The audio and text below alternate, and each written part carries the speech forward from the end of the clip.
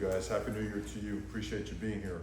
I'll start off by saying great week for us for the University of Miami program, welcoming 33 new student athletes to the program, as well as a defensive coordinator, and the announcement of one of our better players, one of the best players in the country, returning as well. This is always an exciting time of year for us because of the ability to make your program better, right? A lot of moves made in January at all levels, and both in the areas of addition and subtraction, right? At the personnel level, at the coaching level, opportunities to do nothing but get better.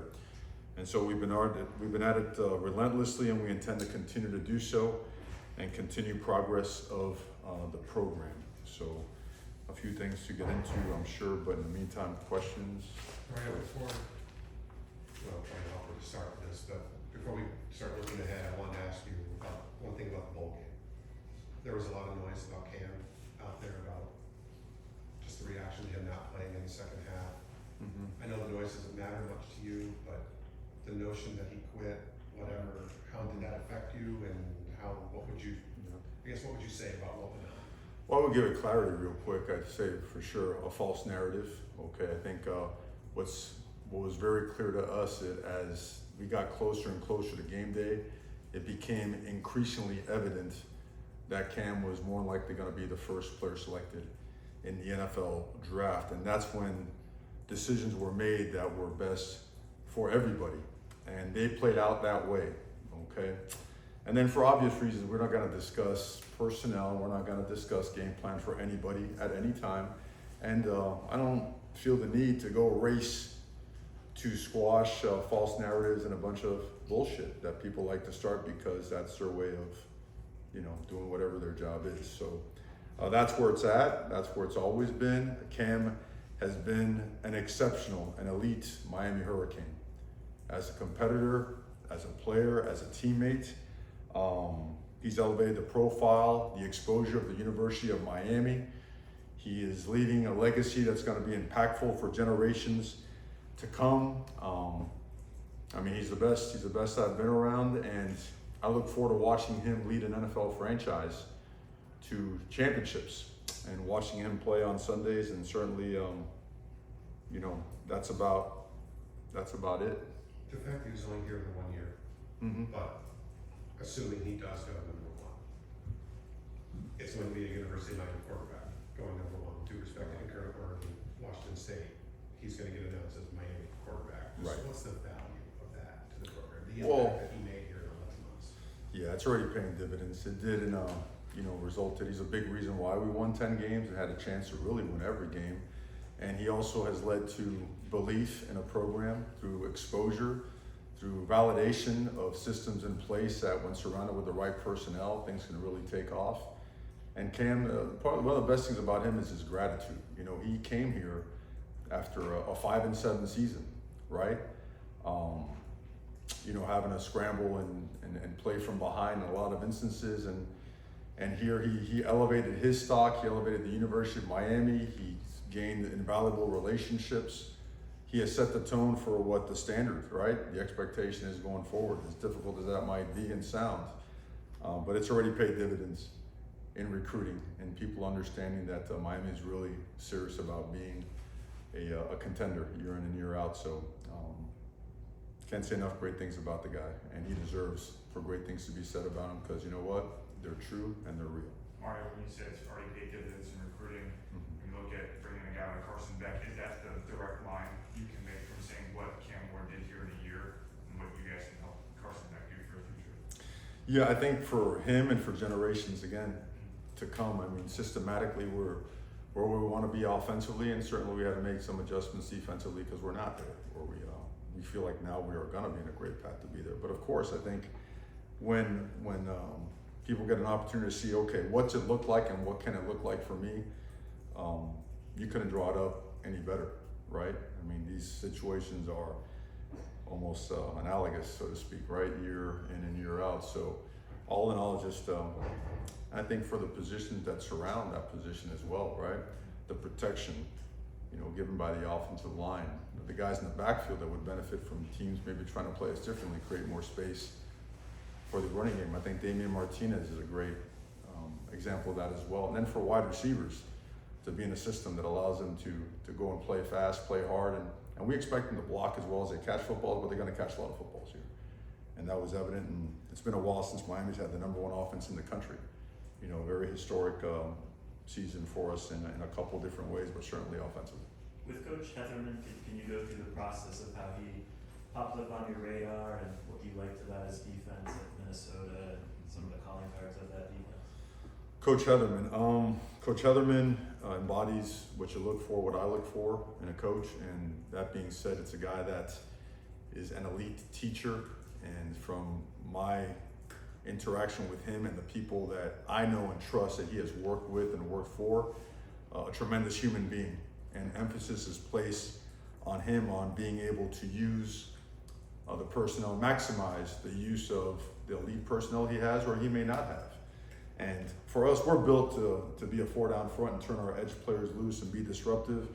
And that's what he has done at all levels, and most recently at the Power 4 level in the Big Ten, right? So really sound in communication. They play really, really physical. They tackle really, really well. They certainly force a significant amount of turnovers, and they put pressure on the quarterback, right? They make you play uncomfortable. What sticks out probably most, and what we needed mostly for us, is adaptability. Okay, like this past year, obviously we had some injuries, and in the secondary, we weren't deep to begin with, and that's my fault. And I'm certainly not going to throw stones at a coach that was here or not. I appreciate everyone that's ever worn a Miami jacket or Miami shirt or Miami helmet. Okay, but we didn't do very well defensively, and it was a steady decline. And at some point in time, regardless of your personnel that you have or you don't have, you got to be adaptable. You got to make the adjustments necessary to not be perfect, but to play as good as you can, get stops, and give yourself a chance to win. And I think that really sticks out to me about Coach Heatherman. All right, but very detailed, gets after it. You know, he's obviously coached for Greg Schiano, who I have all the respect in the world for. You know, we know the types of defenses he's run and the type of turnaround he had here when he had a chance to go here. And Coach Heatherman is his own man, and he made the best impression and felt that he filled the need in the best way of any of the candidates in the country. I wanted to ask you about Coach Schiano. Did you even have to check with him about what Coach Heatherman is all about, or just when a guy works for Greg, do you know what that guy's about? I do know what it's about, and I didn't want to put him in a rough situation because, I mean, all these coaches, we have kind of relationships, right? And you put agents and coaches and programs in situations that are tough to deal with.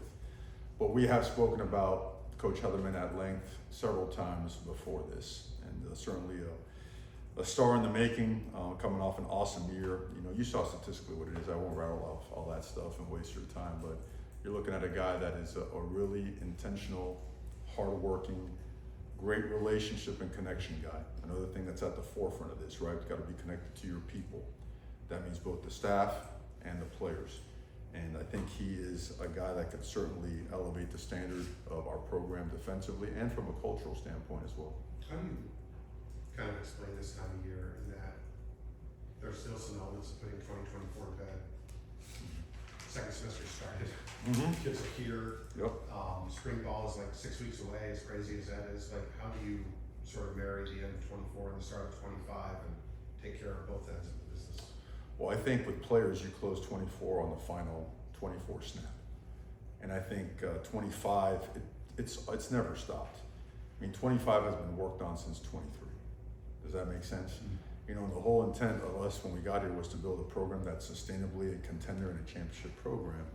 And so as you see these pieces are starting to fill in, because we are replacing some production on offense, but you're replacing them with guys like Elijah Lofton, who you have seen flashes of. That's a really high level, high caliber player. Guys like JoJo Trader, who stepped in the bowl game and had himself a touchdown and some big receptions. So it's not stacking, it's bringing in and developing talent. So when their turn comes, whether it's right away or whether it's delayed a year or two, that they're ready to go. So it's never stopped. The new guys moved in on Saturday, I should say. On Sunday, yesterday, we had our team meeting, and we're out there on the field today. We're in full throttle winter conditioning, strength and conditioning, lifting, running. implementation of systems. Now we have a coordinator in place as well. That hasn't quite started, but offensively we have. And these are high-level freshmen and high-level transfers. And it's not over yet. We just keep going. You know, the window hasn't closed for some players, and we'll aggressively pursue as it fits our needs. Mario, what you like about Carson Beck, with what you saw, and why do you think he's a good fit for your program? Oh, a lot of reasons. I mean, if you watch him on tape, he had an elite year in 23 and a very good season in 24. He's been protected different ways, been through a couple of different system morphs, right? Coach Monken was there, and then I went to Coach Bobo, guys that I have tremendous respect for. There's some system carryover, and he's athletic, he's smart, he's got superior arm talent, he's accurate, he can extend plays, he can also sit in the pocket, he runs well.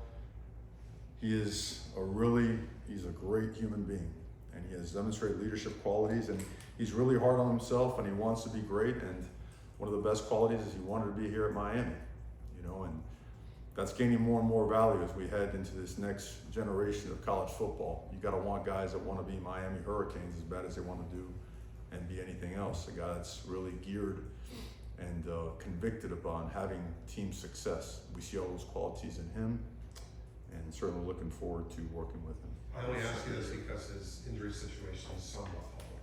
Right. What do you expect from him in the spring? Do you expect to see him throw at all in the spring? Is there hope? Is there any, I guess it all depends on how quickly he heals and rehabs, but what is the expectation as far as when he can throw? Well, I mean, there's always hope, you know, the sooner the better. I know we went through examinations yesterday and everything's ahead of schedule. I'll probably have more clarity in maybe a couple of weeks, so I hate to say this or that. I know that certainly for the summertime, everything is scheduled to be full throttle, full go, but there is anticipation of maybe earlier. I just don't have it yet, and I'd hate to speak out of turn, you know, but I'm gonna give it to you as soon as I get it. How much does it matter? I mean, he is going into a 6-year college. Mhm. I mean, obviously he wants to build rapport with the receivers and learning the offense. I get all that, but is it a big determinant? If he couldn't throw this spring, is that really a setback given how much football he's played? Well, if you can't practice, it's certainly not optimal, but certainly if you can be there and connect with your guys. And let me go back. Cam Ward was really successful because he was around and he connected. And those relationships then drove a collective work ethic, right? A collaborative effort of guys that want to be great and want to win. And he wants to be present and doing everything he possibly can, whatever that may be. So it's critically important to be around. If you can't throw, there's still a lot of things you can do that lead up to the game or lead up to playing and practicing the game. And our return to play specialists in conjunction with, you know, the guys that did his work, I mean, they're already off to a great relationship, and they're going to ensure that he comes back better and stronger than he's ever been. But you're looking at a driven, committed young man that recognizes opportunity, is grateful to be around a group of guys that are driven like he is driven, and is starting to see a lot of the pieces that is necessary for his success. They're starting to fall into place as well. And a guy like that, I always put a little pressure on them to go get some more pieces, right? Make sure that you do everything you can in terms of talent, personnel acquisition, and surround yourself with great people, great competitors, great human beings. You touched on the secondary, the depth, just how you feel about where the group is now. You brought in, I think about a handful of guys from the transfer portal, if you guys coming back, and then, or the freshman class coming as well. How you feel the depth is going to be, or is looking in that group? Certainly better. I mean, by the end of last year, we were in a tough situation. And again, I blame myself. I mean, I should have done a better job just getting more guys here that were healthy or could sustain better health, because at the end we're down to really 2 corners and nickels standing in there as boundary corners, and that's tough. And you got to make it work. You got to do whatever you can to make it work. We certainly have a lot more. We're getting to normal depth. We're not there yet. You know, people I think are going to say, "Wow, that's we're taking a handful of DBs and whatnot." But you know, when you have a roster of 85 scholarships, I know the limits are changing now with the 105, and that changes that number dynamic. It really doesn't change the number of frontline players that you have. We're not all the way there yet. You've got to play a lot of DBs throughout the course of the season. you know, and if you think about it, with you go nickel times 2, that's 10 guys right there, right? Have to be versatile enough to play different spots, and learning those positions requires a lot of reps, and those reps cannot be, you know, done without, you know, having enough bodies out there. So we're getting closer.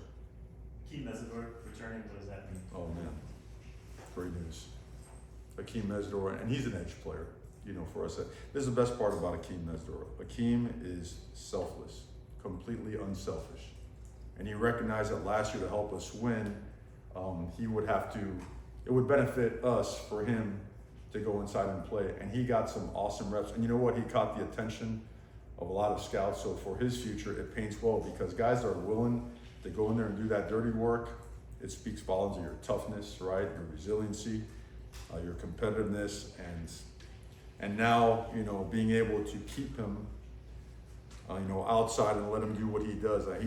He's a special person. He's a special talent. He's as explosive and as strong as you can have for an edge setter.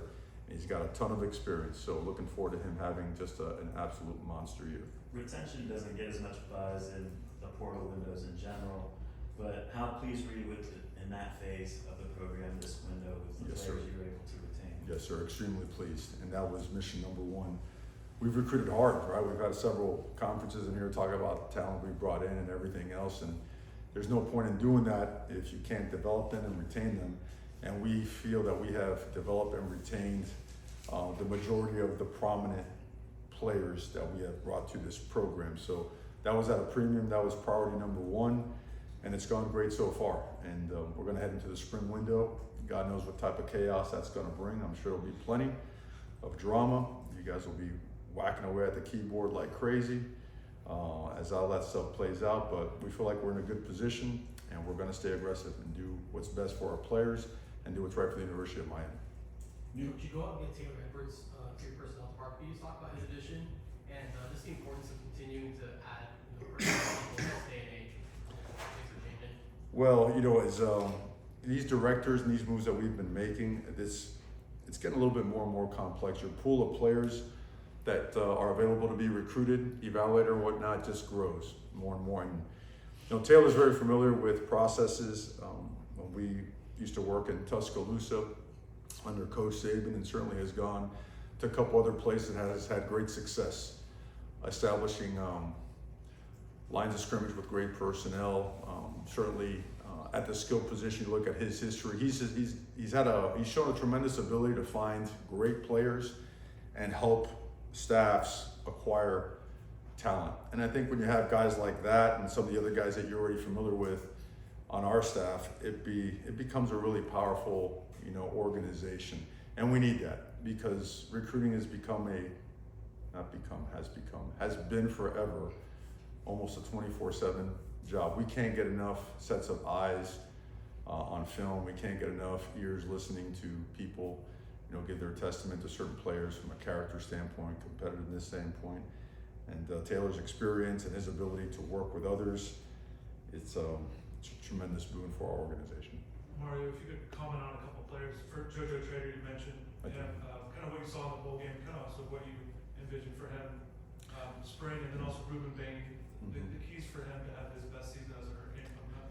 Well, I think for you mentioned 2 guys that certainly have, the local guys that have done well and show a lot of promise. In JoJo's case, JoJo has shown, he showed in that game what he showed while he was healthy. You know, JoJo did have some ups and downs and some bumps that kept him from consistent practice time, but he had been flashing. He had been showing a lot of the stuff that he can do.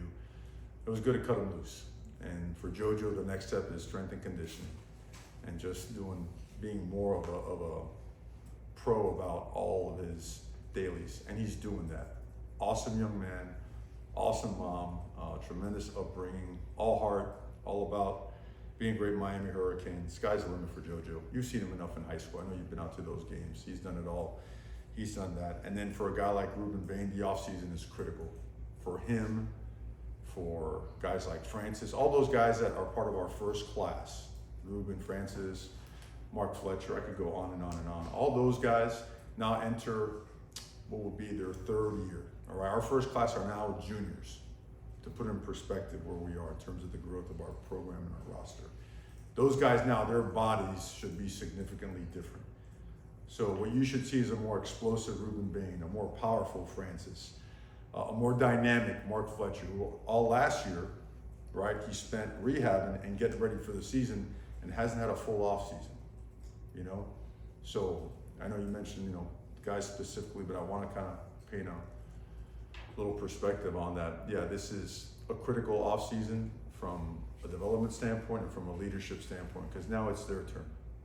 Now they're the ones front and center. Now they're the ones that got to step out in front, because you certainly can't lead from the back. Anytime coordinator changes happen, sometimes that can be changed with position coaches too. Mhm. So maybe you can share a comment on that side, the defensive side of the ball, where things stand maybe with some of the position coaches. Well, right now it's status quo. We assess everything. If there's ever any news for change, certainly we try to get that to everybody. We feel great about the guys that have worked here and that are working here, but college football is, you know, it is what it is. So we'll keep everybody informed on any changes that may take place. Obviously, with some change, having Shannon Dawson return, how valuable is that to have a coordinator going for the third straight year? Well, Production you saw. You know, and Shannon Dawson has, you've all seen the type of job that he's done. He's done an even better job behind the scenes, bringing everybody together and galvanizing the offensive staff and the offensive players. It's ultra valuable to do that, because now you spend your off seasons self-scouting and then morphing and evolving. So once the self-scout is done and we identify what we can do really well, now we hit the road or bring people in, both at the NFL and college level, where we can find an edge, or we can now start taking that next step for, okay, what does the offense for Miami look like in 25, 26, and beyond? So it's, when you have continuity, especially after parts of, you know, as it relates to success and continuity, it's tremendously beneficial in the offseason, while never forgetting the core principles that got you there. I want to ask you about David Blake too, and his interesting journey to get here. What stand out about him as a player? Oh man, he's awesome. I mean, he's what you look for in an interior defensive lineman. Tough, explosive, strong. I mean, his block destruction, his ability to tear off and make plays, hard guy to block, and a guy that really disrupts, you know, the pocket and the passing game, and makes it really difficult to move in the running game. And looking for sign, you know, I guess all his stuff is being processed, so he's got to work out later today. I was looking forward to watching him running around out there, but man, he's a guy we're extremely excited about. I wanted to ask you about CJ Daniels, the guy that you guys pursued last offseason, didn't end up working out, ended up in Miami this year. Just how awesome was it to finally, you know, make him become a Hurricane, and what do you expect from him? You know, there's a new saying in college football. When I first started coaching, there was always saying that there's no prize for second place in recruiting. And now in college football, there is, because there's a transfer portal. And if you come in second place, you're probably first place when they get in the portal. So it's proven to be true in his case.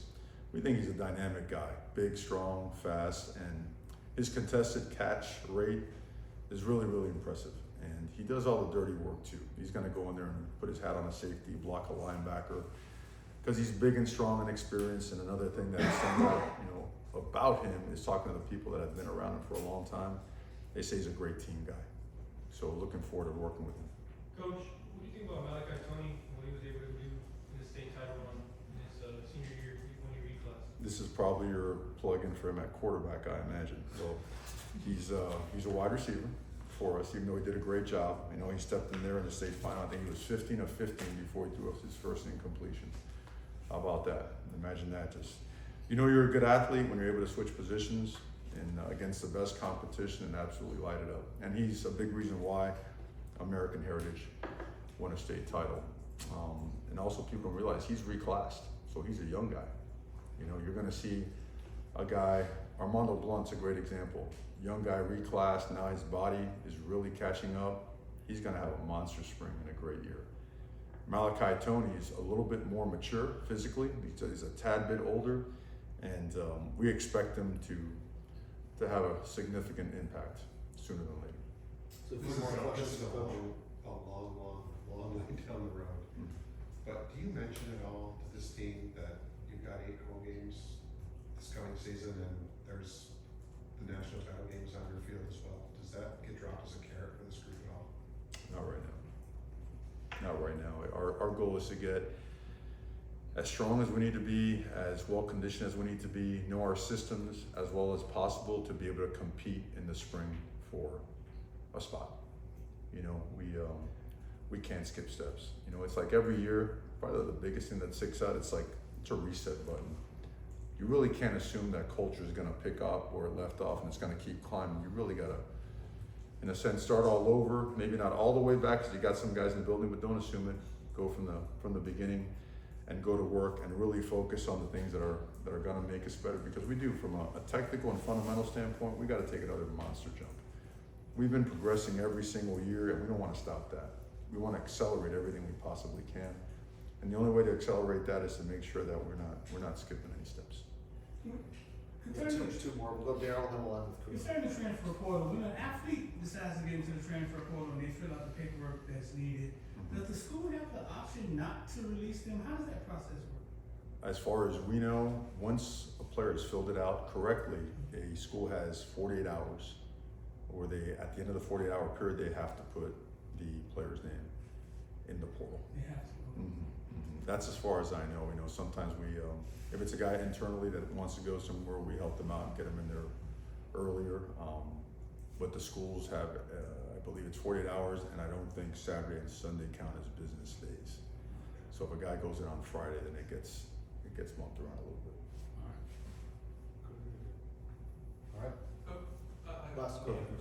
a couple things. Point of emphasis, I know you just touched on a little bit about the program. Point of emphasis now for your strength and conditioning program until spring ball. Yes, sir. Can you explain that a little bit, and do you have a date for spring ball start?